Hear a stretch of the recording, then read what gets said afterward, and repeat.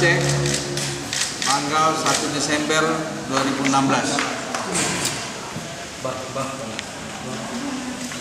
Sudarlun, petugas Badan Narkotika Nasional Provinsi Aceh menangkap 3 orang pengedar sabu-sabu seberat 17 kg. 2 orang tersangka dibekuk saat bertransaksi di halaman Masjid Raya Gedung Pase, Kecamatan Samudra, Aceh Utara, pada Minggu 27 November 2016. 2 orang tersangka itu AM alias U, 65 tahun sebagai kurir, dan F, 34 tahun, anggota TNI berpangkat Praka, serta Z, 43 tahun, seorang wirausaha. Hasil interogasi terhadap AM dan F, petugas langsung melakukan pengembangan dan berhasil menangkap Z di Kecamatan Muara II, Cunda, Kota Loksmawe. Kita bahwa ada informasi ini akan ada transaksi ya.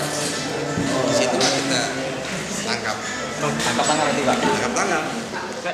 2 pelaku AM dan Z dihadirkan saat rilis pada Kamis sore di kantor BNNP Aceh bersama barang bukti sabu seberat 17 kg.